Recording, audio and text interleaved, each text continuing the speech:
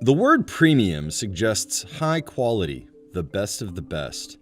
But with gasoline, premium is not always better.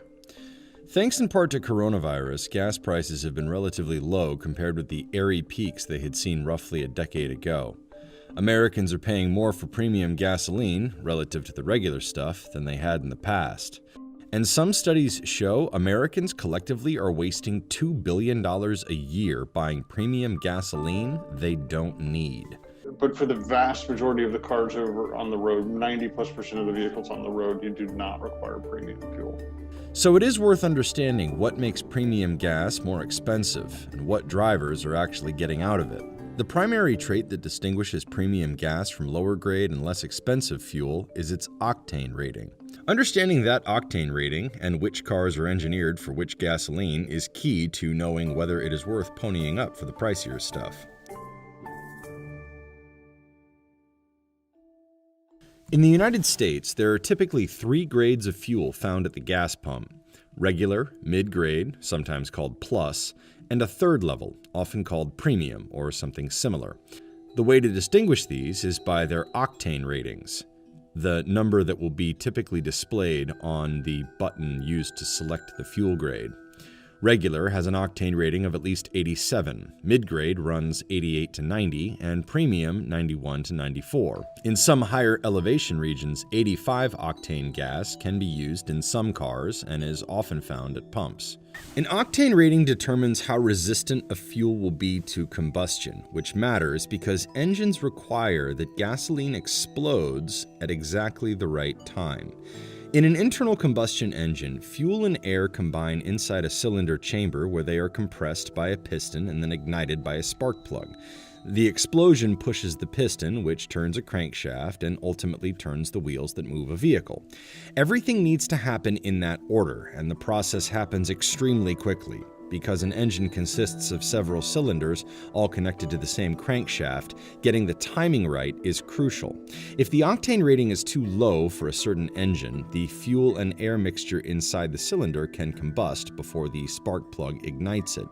This phenomenon, a form of abnormal combustion, throws off the engine's timing and can damage it, sometimes severely.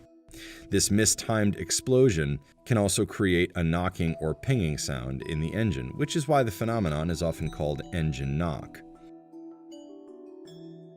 So why would a fuel ignite before it is supposed to? Well, different engines have different compression ratios, that is, the amount of pressure applied in the cylinder. An engine that can create more pressure can squeeze more energy out of every drop of fuel. Engines with high compression ratios, they are typically ones made for some kind of higher performance, whether it is large trucks that are used for towing big loads or race cars. The preferred method for preventing knock was once adding lead to gasoline. The element had anti-knock properties. But the Clean Air Act in the 1970s banned the use of lead in the United States. Notice that all gasoline in the US is referred to as unleaded. So the industry had to find other chemicals to reduce knocking. Today, 2 primary sources are used: alkylate, a chemical byproduct of petroleum refining, and ethanol, basically alcohol derived from plants. Cars with very high performance engines require very high octane fuel, and some fueling stations, usually near racetracks, can have dedicated pumps with octane fuel that is rated at 100 or above. But most engines on the road simply don't need that because they don't create enough pressure to require it. And for many cars, there is little, if any, benefit to putting high-grade fuel in an ordinary engine. The higher price of premium gas and the marketing around it appears to be part of its appeal for some drivers. The very fact that it is called premium or some synonymous name like supreme suggests fuel of a higher quality. The labeling is certainly something to consider. You put premium on something and people will assume that it is a premium product, right? And the vehicle is our second largest asset that we And I think there are a lot of people that believe that they want to take care of that asset by doing the best thing possible for it. But you're literally putting that money out the tailpipe when you make that decision. There also appears to be a common perception that premium gasoline somehow contains extra ingredients that help clean engines or make them run more smoothly. There are certain additives required by the Environmental Protection Agency included in all gasoline, and some retailers have added extra additive on top of that. A group of automakers banded together and developed a top-tier gasoline standard with extra detergents that remove more buildup than the lowest permissible standard. Tests performed by the American Automobile Association, more commonly known as AAA, found that the top-tier standard can keep engines up to 19 times cleaner. Top-tier gasoline is offered only by some retailers, but in order to qualify as a top-tier provider, a retailer has to provide these extra additives in all fuel grades. Additives or not, AAA and other industry groups say owners should use the grade of fuel the manufacturer says they should use. Some manuals say regular gas is fine, others might allow regular but recommend premium, and a relatively small portion of cars require premium. If a vehicle manual says regular gasoline is fine, then adding premium is not going to make much of a difference. I think the biggest myth is that premium is somehow much better, or you can get some sort of performance increase from premium, but this really goes back to what your car manufacturer intended your car to be used for. That is, unless you drive a vehicle that requires higher octane fuel and can be damaged if you try to substitute something lower. This is where things become a bit nuanced. Over the last decade or so, automakers have increasingly relied on a long-available technology called forced induction to make engines run more powerfully or efficiently. Two very common forms of forced induction systems are turbochargers and superchargers. Essentially, these systems compress and force air into the engine. Since an engine works by igniting a mixture of air and fuel, forcing more air into a cylinder along with an increase in fuel allows each engine cylinder to get more power than it otherwise would if it were naturally aspirated. That is, if the engine simply sucked in air from the atmosphere. Turbochargers have become a popular choice for automakers looking to squeeze more power out of a smaller engine, often improving miles per gallon and meeting increasingly stringent fuel economy regulations. In 2008, just 10% of cars came standard with turbocharged engines, according to Edmunds. By 2018, that number had climbed to 45%. The rub is that forced induction creates greater pressure in the engine, and thus may either require or benefit from higher octane, i.e. more expensive, fuel. That said, even driving a turbocharged vehicle does not guarantee you need high octane fuel, and a naturally aspirated high-performance vehicle may require it. Automakers now place systems in vehicles which can sense knocking or pinging vibrations and adjust spark plug timing to work better with the fuel in the tank. There are certain situations where premium gas might confer an advantage, such as when towing or carrying a heavy load. However, even in that case, AAA tests have shown the performance difference is very, very small, somewhere around 3 to 5% in terms of economy or horsepower. Higher octane fuel has always been more expensive than regular, but in recent years, the price gap between regular and premium fuel has widened dramatically, and it is worse in different parts of the country. And in different areas of the country, the premium between regular and premium, what we call, or what I call the grade gap between regular grade and premium grade is much higher, especially in areas of the Great Lakes. On average, across the United States, premium is about 50 to 60 cents higher per gallon. But the gap between premium and regular is especially wide in areas like the Great Lakes region, where Dahan lives. Just down here at my corner store, it's $1.20 more per gallon for premium than regular. And you go to areas of California, it used to be 15 cents in some areas of California. 15 cents more for premium than regular. It's gone up now, some cases 20 to 30 cents.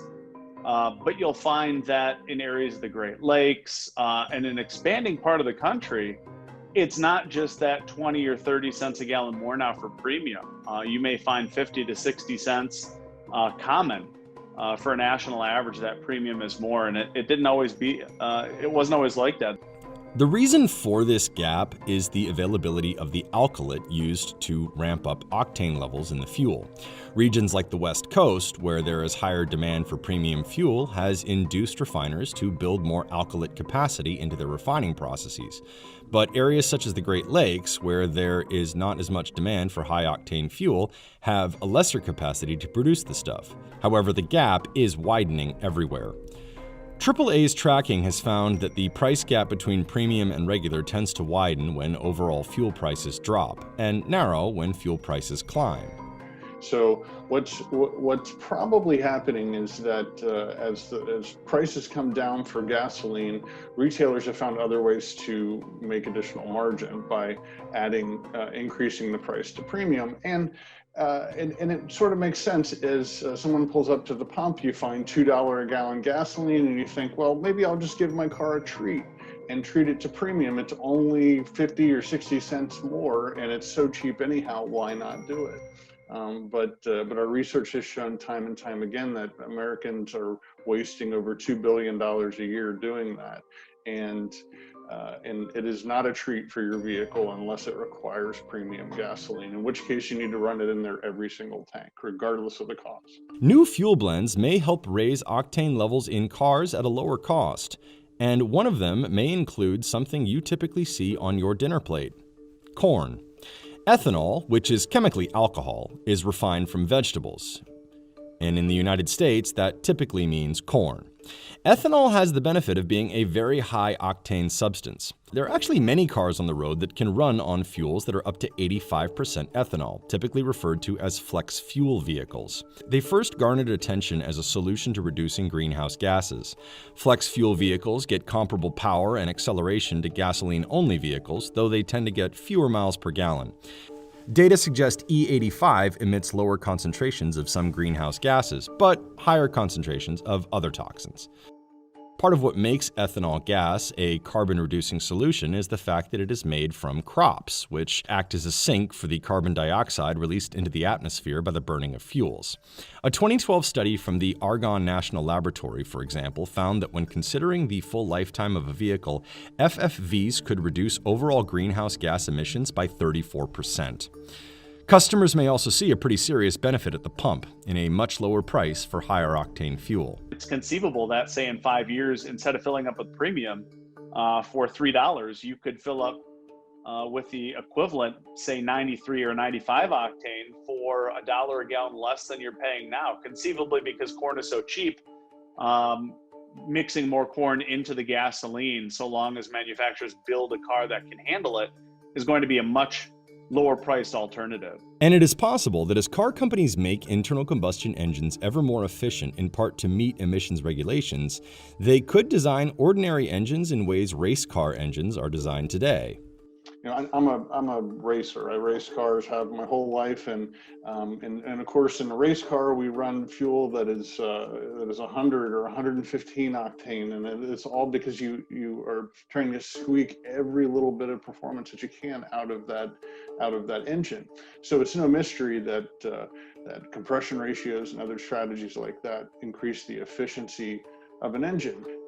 Before we maybe make the switch to electric or fuel cell or something in the future, that they're going to push every boundary and pull every lever possible to get the maximum efficiency out of that. And that could mean that in the future, either via ethanol or some other means, we see some very, very high octane rating fuel at the pump available for consumers for vehicles that require it. One of the biggest stories in the automotive world over the last 2 decades has been the slow but determined shift toward electric cars. And for many drivers, trips to the gas station are already a thing of the past. But electric vehicles in 2020 still make up less than 2% of sales, and many in the industry say the bridge to a fully electric fleet could take a long, long time. So in the meantime, the millions of drivers that pack roads across the country will have to keep filling up. A staggering number of them could find one of the biggest ways to save money. Doing so is printed in plain English, right in their own vehicle's manual.